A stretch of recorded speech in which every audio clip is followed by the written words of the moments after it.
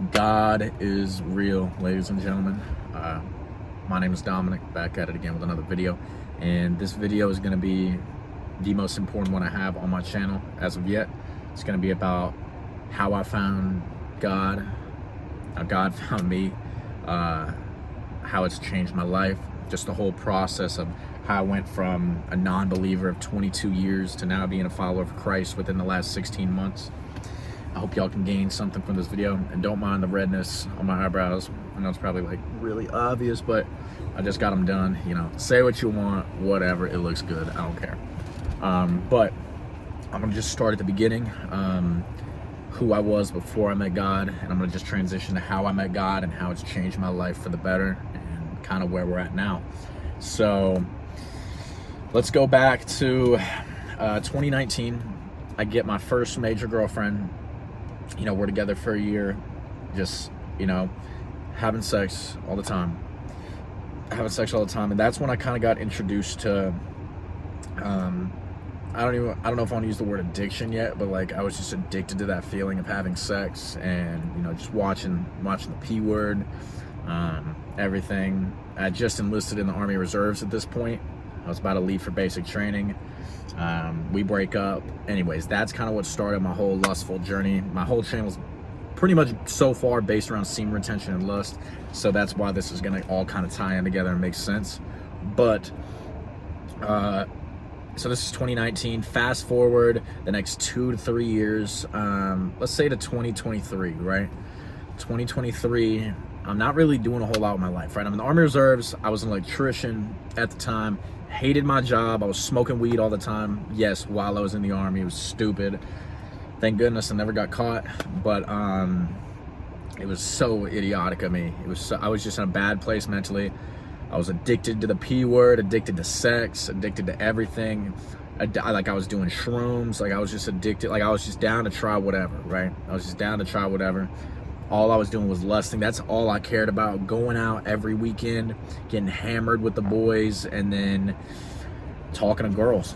Like that's literally all my life was. I would wake up, hit a bong, go to work, get back, smoke a joint, hit a bong, play video games for 3-4 hours, try to see if somebody would come over. Like that was my life for 2-3 years.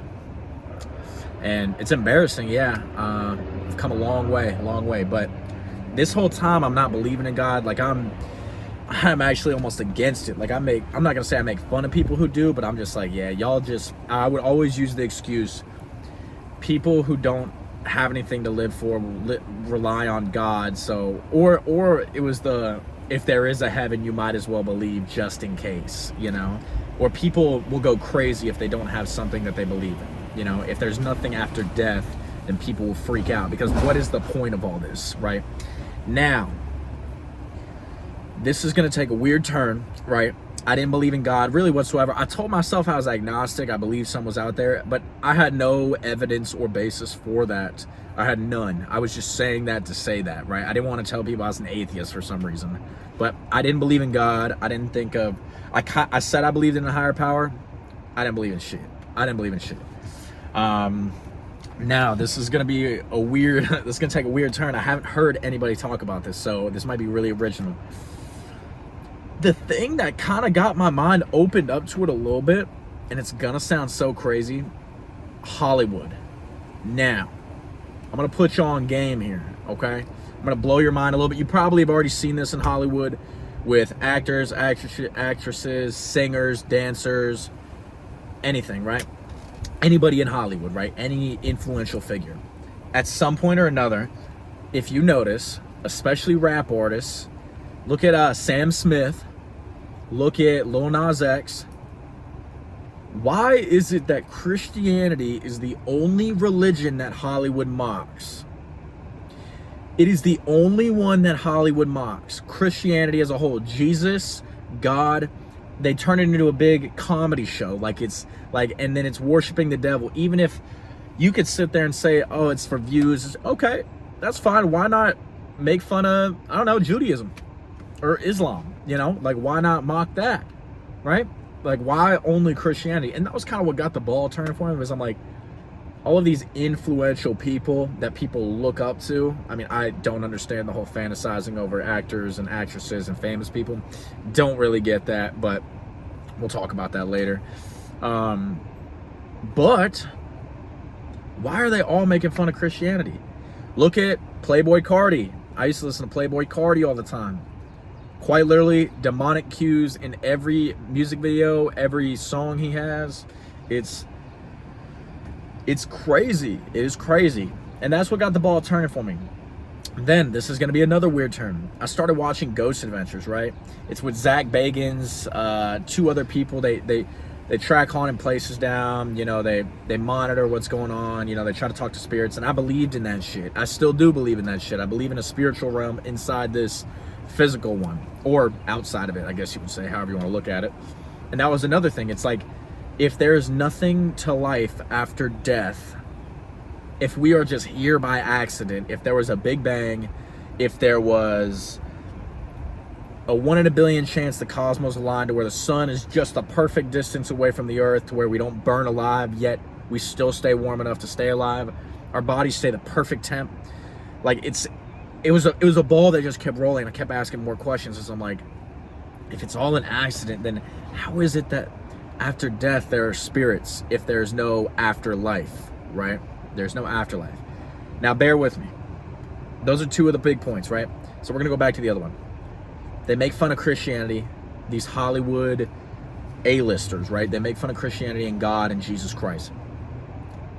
Now, first, this might sound crazy, but it's like, the fact that people are selling their souls, and I believed this, how can you sell your soul to the devil if there is no God? Right? You see all these people who talk about jokingly, oh, I sold my soul to the devil to get a pair of red bottoms, you know. I don't know who sings that, whatever. But still, like, everybody's talking about it. It's a true thing. Why do you think all of these Hollywood, now this is going to be crazy. This is going to be crazy. Just bear with me, okay? Drop a comment below how you feel about what I'm saying. If you disagree, agree, or if you've noticed this yourself, because I love talking about this. This might be a long shot. Now, look at it like this. Child trafficking is mainly a part of the big Hollywood A-listers, right? You look at Diddy, look at everything like that.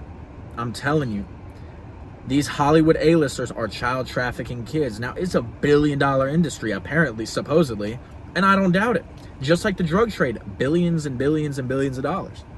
Now, why child traffic when you have all the money in the world, you have all the fame in the world?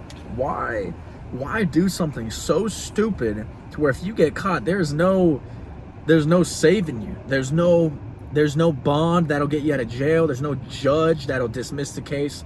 You have everything physical in life. You have money. You can get girls or men depending on what you're into. You have a house. You have cars. You got power. Like, as an A-lister in Hollywood, why are they child trafficking? Why are they pedophiles? Bear with me.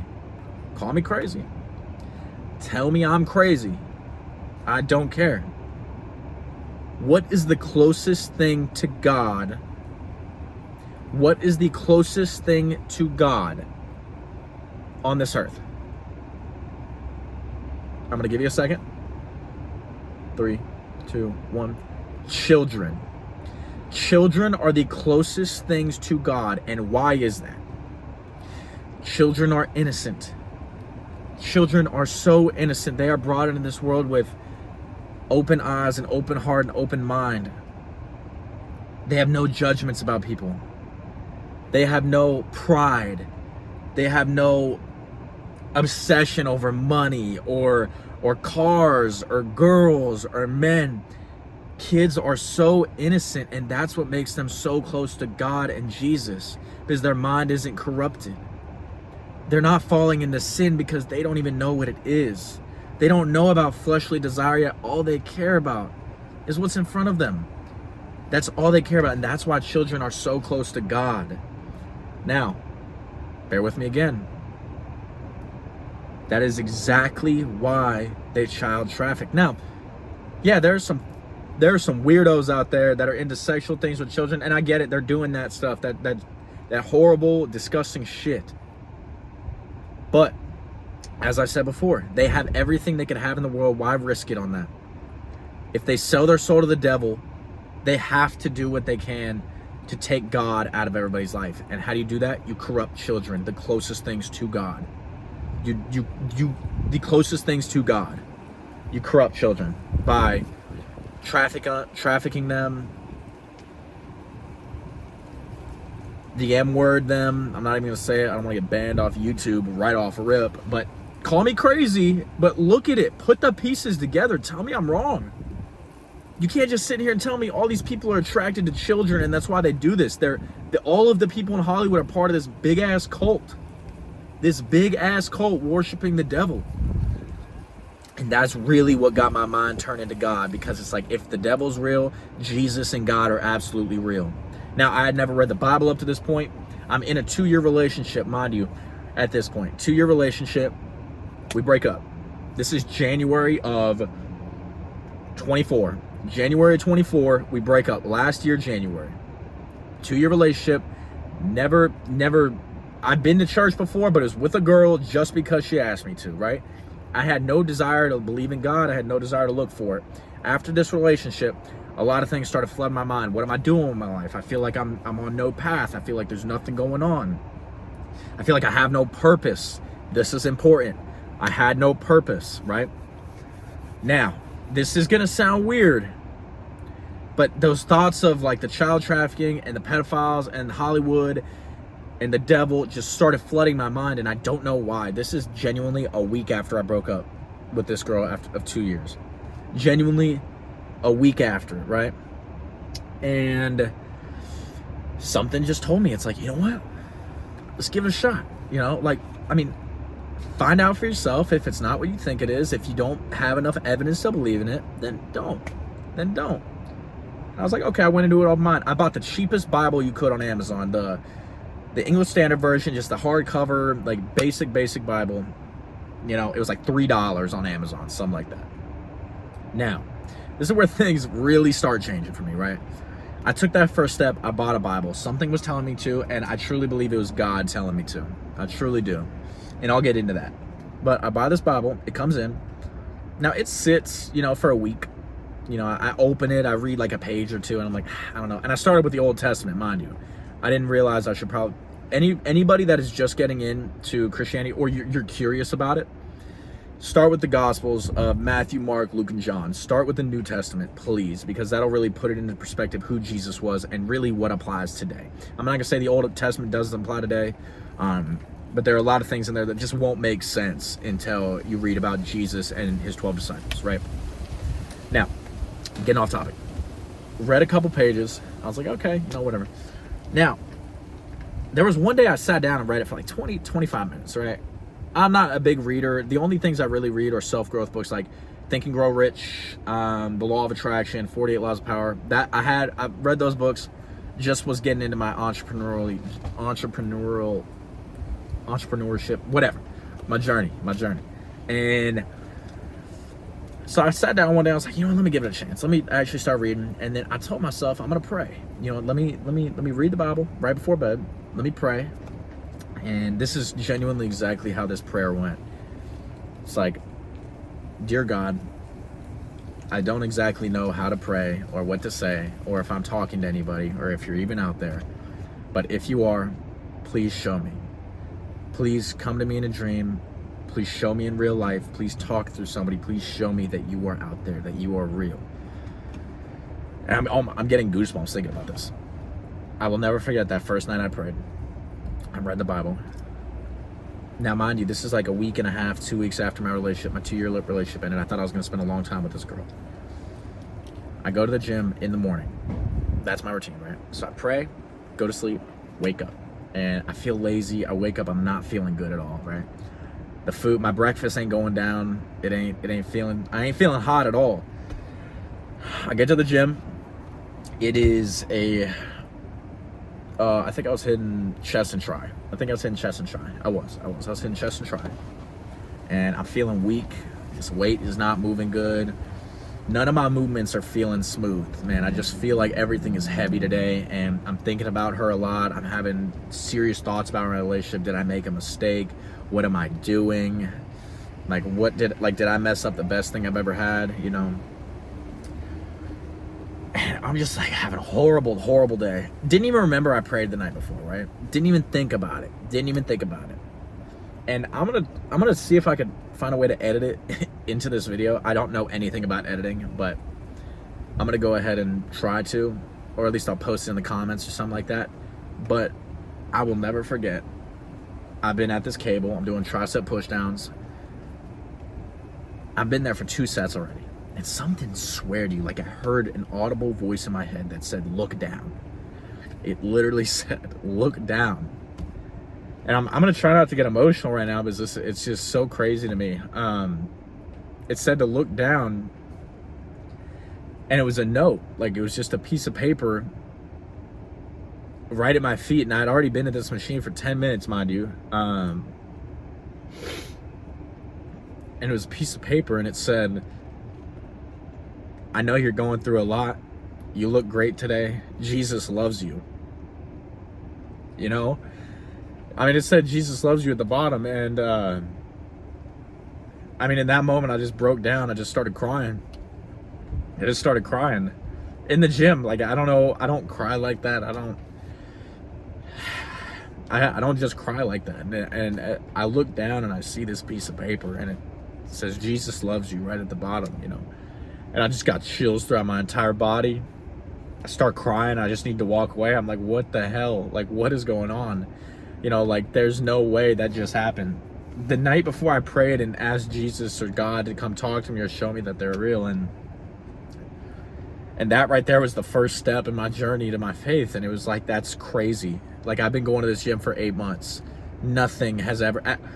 Never again since that day have I seen a piece of paper, or before that, anything that has to do with Jesus. Like, it was there at that exact moment when I needed it to be, you know. And that's God. God's timing is almost comical. It is almost comical.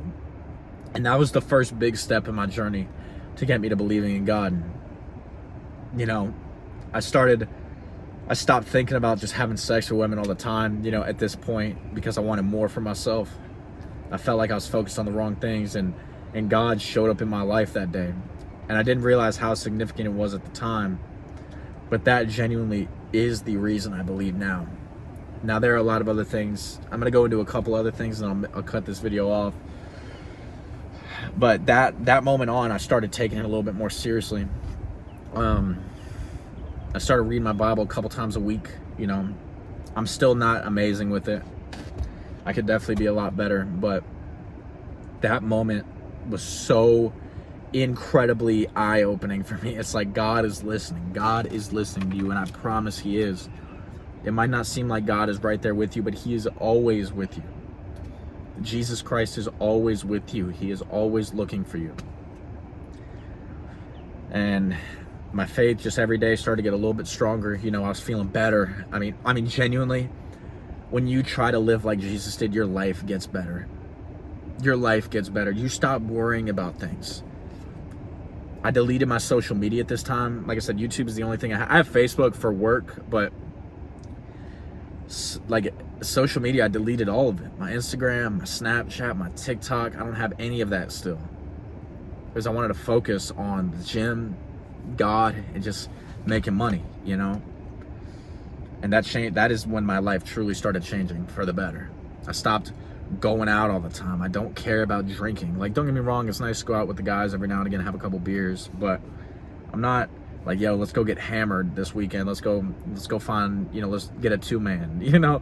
Like, it just doesn't matter to me anymore. I mean, that shit does not matter, because it doesn't. There's so much more to life than sex, drugs, and party. There really is. And at the time, it might not feel like it. Those might feel like the best moments of your life, but I promise you there's so much more to life.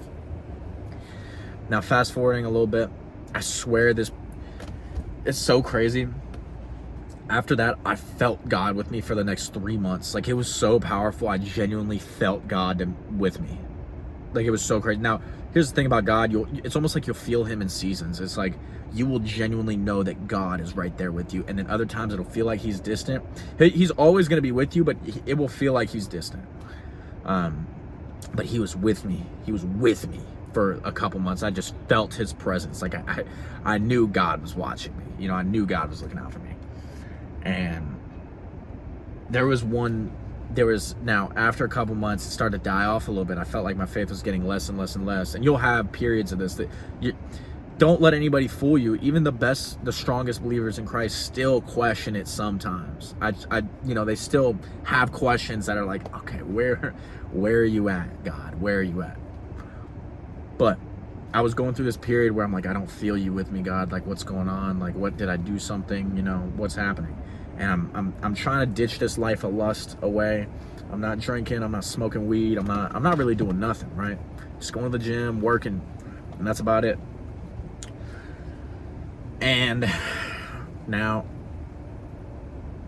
there are a couple things I can go into, but I'm gonna go into the next most significant event that oh my gosh. Like, I don't know what the exact verse is, but ask and you will receive. Ask and you will receive. Look and you will find, or seek and you will find. Like, when you truly are looking for God and asking to see him, he will show himself. Not exactly like you think, in a bright light and a bright robe. It's not like that, at least not in my experience. God is almost comical in the way he shows up in your life and the timing of it, right? Now, this is going to blow your mind. If I haven't already blown your mind yet, you can call it coincidence, chalk it up to coincidence, whatever. I don't care, but I know God did this. I go to bed again, and I'm during this period of where, like, I don't feel God with me. This is like 5-6 months into my journey, something like that. 7 months, maybe, something. I don't know. I'm in my apartment. I just moved into my apartment in Sarasota, Florida. And it's a 1-bedroom apartment, right? I'm by myself. I ain't got no roommates, nothing. And I'm sitting there, and like I'm almost in like a meditation pose. I got my arms out, and I'm praying to God. I'm like, Lord Jesus, hear my prayer. And I know at this point I'm not supposed to ask for a sign, because there's Bible verses talking about the people who look for signs are not true believers. Don't quote me, please. Don't quote me. Because I'm not saying this is fact, but there's a debate, but you're not really supposed to ask God, like, I need a sign to know that you're alive, you know? But I was kind of at that point where I'm just like, hey, God, Jesus, please, like, Lord Jesus, hear my prayer. Please insert yourself into my life. Come to me in a dream and tell me what you need from me. Show me my purpose. Get me back on my path. Shine your light upon me and guard me with everything you have. You know, something like that. Now, this is so crazy to me. This is so crazy to me. I'm really going to try not to get emotional during this either, because this was what blew my mind, like, so much. So we're just going to say, for the sake of the video, there's a guy, we'll call him C, right? So C was a guy I went to high school with. I was introduced to him through my best friend, Ben, right? Ben was my best friend in high school. All throughout the, like he's my best friend, right? And he introduced me to C, right? And C, me and him were friends, but we were never really super, super tight. We were never super tight. I didn't grow up with him at all. Now, C, after he graduated, went on to the Army, right? I don't know where he was stationed. I don't know. He went active duty, right? He went active duty. He has a wife, has a kid. I think he had a second one on the way. Now, I deleted social media at this point. Haven't talked to him, haven't heard from him, haven't seen a picture of him, haven't heard anything about him from anybody. I don't have social media, I don't have pictures, I don't talk to him. Like, we just are not in contact. It's probably been 9-10 months since I've heard or seen anything from him or about him. And I have a dream when I go to sleep, right? Mind you, I prayed this prayer asking God to show me something. I go to sleep. I have the most vivid dream I've probably had in months. And I mean vivid in the sense, like, right now, I could tell you everything down to the color. I mean, it was incredible.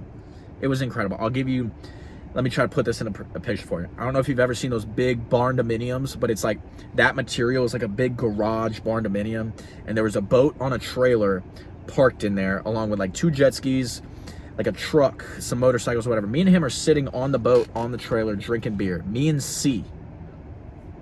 We're drinking beer, right? We're just laughing, throwing them back, you know, like it's almost like when we were in high school, you know, we would go out to the river and just drink beer. That's literally kind of what it felt like. And it was the most vivid dream I had. And I woke up immediately. Like, I woke up at, I want to say it was like 9:03. I think 9:03 was the exact time I woke up. I'm going to tell you why this is important. I woke up at 9:03, and I literally woke up, and the first thing I said is like, God, I prayed for you to show me like where you're at, like you, like to touch me, and that's what I see. Like, I see a vivid dream of C and me drinking beer when me and him aren't even really friends. You know, we don't talk, we don't do anything. And I was like, just kind of confused, you know. Normally I don't pay no attention to my dreams because they're dreams. You don't know why you're having them. But something kept itching at me. Like, the first couple minutes I was up, I was like, why did I have that dream? And I swear to you, 9:03 I wake up. As I check my phone immediately, I'm like, what time is it? Okay, 9:03, okay. And I'm thinking for not even 3 minutes. Or 2 minutes, it was 2 minutes. 2 minutes after I woke up, I'm wide awake, and I'm thinking like, why did I have this dream, whatever. And I'm about to get up. I'm literally about to get up, and I feel ding, and I look at my phone. And it's 9:05 at this point, I believe. It's 9:05 or 9:06, one of the two. And I get a text message from Ben. And it says, C passed away last night. The guy that I just had a dream of, the most vivid dream I've had in months, passed away during my dream. Like, he passed away during my dream. And this night, I asked God to show me something. To come into my dream and show me something. And he shows me C in a very happy mood. We're drinking beer, you know, just hanging out. And you could chalk that up to coincidence. I know in my heart it wasn't. I asked God for a sign, and he delivered. God delivered. Ask and you shall receive. God delivered when I asked for a sign.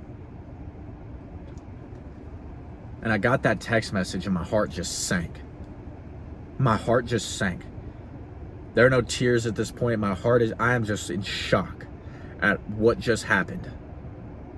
I'm wondering why I had this dream, and it was answered right there. I asked God, why did I have this dream? Was this you? Did you show me this, or was this by chance? And I get a text message, and it says he passed away. And the worst part about it, he had a wife, had a kid. I think he had another kid on the way, and he committed suicide. I don't know why. We don't know what he was going through. And the reason I know it's not a coincidence too, I asked God for a sign, and he delivered. But even beside the point, that's why I said I didn't have social media. I haven't heard about him. I haven't seen him. I haven't seen a picture. I haven't heard a text message. I haven't heard a voice message. I haven't heard anything about this guy in 9-10 months. Hadn't even thought about him. And you want to sit there and tell me that randomly I had that dream about him? I don't think so. You're not convincing me of that. And that is how I know God is real. Ask and you shall receive. Seek and you shall find. God will be there. A will, a way. God is the truth, the way, and the life. Jesus Christ will save you. And this is just my testimony. I beg you, don't believe because I believe. I don't want you to believe as I'm sitting here telling you to believe. There's no basis for that. The whole point of this video is to just give you real scenarios on how I found God. Now, I am no perfect Christian by any means. People I'm close with even know that. I am no perfect Christian by any means. Nobody is. I still fall into sinful traps all the time. But I know God is changing my heart. Because I can't just go out and have sex with random women now. I can't. If I do, I feel like shit. I genuinely, immediately after, feel like shit. And I'm mad at myself, and I feel convicted, you know? That is how I know God is working in my life, because I went from a life of every weekend trying to find a girl to hook up with. And I'll be honest with you. Every weekend, every other weekend, every month, whatever. Every time I go out, I went out with the goal, let's talk to somebody. Let's get somebody home tonight. And I know that's horrible, but there are so many people out there living a life like that. Honestly, any decently looking, attractive guy that goes out, that's what they're looking for. Don't let them fool you either. Don't let them fool you either. Don't let them feed you some bullshit, because that's not the truth. Or that is the truth. That's exactly what they're trying to do. So I beg of you, go into it with an open mind. Go into it with an open mind. Read the New Testament for yourself. Ask yourself, is the evidence reliable that Jesus Christ was crucified and 3 days later rose from the grave?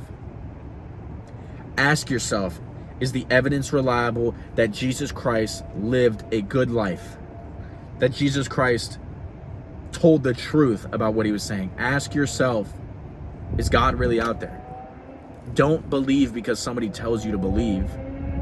There's no faith in that. There's no faith in that. I just, you can't have faith if you're blindly believing. That's the thing. Blind belief is not faith at all.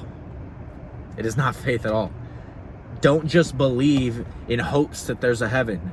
Don't just believe that, well, if it is real, I want to be saved. It doesn't work like that. Believe because you have an intelligent mind that is curious.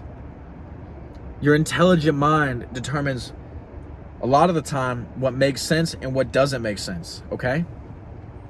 You're going to ask questions, and I will tell you this. This journey that you're on to find God, well, you will end up with more questions than you have answers. But each question that you get answered, or each question that enters your mind, gets you one step closer to God, because you want to know more about him. You want to know, well, why did he do this? Or if he's real, then why is this that, you know? And that's the thing. That's what I urge you to do. I don't want you to believe because somebody's telling you to believe. I want you to believe because the evidence is telling you that he is there, that he is reliable, that God is with you. Jesus was a historical figure, no matter how you shape it. You just have to decide whether or not what he's saying is reliable. Is he the Son of Man? Is he God in human form? And I will say this. If you died and came back from the dead 3 days from now, I would listen very closely to everything you had to say. Because nobody defies death. And you could, I'm not talking about the argument, oh, their heart stopped for 5 minutes, they were resuscitated. No. You're dead for 5 days or 3 days, you're enclosed in a tomb, and then you just start, you come out and you walk. You're alive. You could touch me. I would believe everything you had to say. I would trust almost everything you're saying. I would listen to you very closely. And that's my journey. I have a lot of other things I can talk about, but this video is already half an hour, and I don't want to just keep beating a dead horse here, right? That those events have led me to believe that Jesus Christ is real. And I pray that God comes into your life and God talks to you and God just shows you that he is there with you too. Because I promise you, life is so much more beautiful than the materialistic shit everybody's going after. Don't get me wrong, I'm not going to sit here and act like I don't want a lot of money. Everybody does. It's not like that. Okay? But I don't idolize money like that. I know at the end of the day, God has me. God will give me what I need. And whether that's a lot of money or just enough to survive, I'm going to be okay. So that is my testimony of being a Christian for the past less than 2 years. I'm a new follower of Christ. I plan on getting baptized this year, so that'll be great at a church here in Sarasota. But I pray that every single one of you just goes into it with an open mind. If you're a non-believer, then please take it from someone who was a non-believer. It sounds crazy. It sounds crazy, the idea of some I don't want to use the word puppet master because he's not a puppet master. We have free will. But somebody whose character is so just and loving. God loves us and created us in his own image. And he cares about us more than we care about our parents, than our siblings, than our lovers. God created this beautiful earth for us. And you can ask yourself, why is there evil in this world? It's because of the devil and people. It had nothing to do with God. God doesn't want to intervene because he gave us free will, right? So I just pray that you all go into this with an open mind. Order a Bible. Even if you're looking at it as just a normal book, order a Bible. And even if you don't believe, I swear to you, if you try to live your life like Jesus tells you to live your life will get better, no matter what. You don't worry about the small things. You don't worry about people. You don't worry about your job. There are going to be times where you do, but as a whole, you're not stressed out about the worldly things, man. You realize there's so much more to life than who's talking to who, and oh, you saw them with him. It doesn't matter. Life is beautiful. You woke up. The grass is green. You got oxygen in your lungs. You got a roof over your head. You got food on the table. I'm very thankful for the things I have, and I owe it all to God. I owe it all to my parents. Without God, I wouldn't have my parents. Without God, I wouldn't be here. So, the opportunity that I get to live on this beautiful earth is a blessing. And I'll just end it on that. I love every single one of you guys. I will pray for everybody. I hope that you find God, because God is waiting for you. God's arms are always open. All the angels rejoice in heaven when one sinner repents.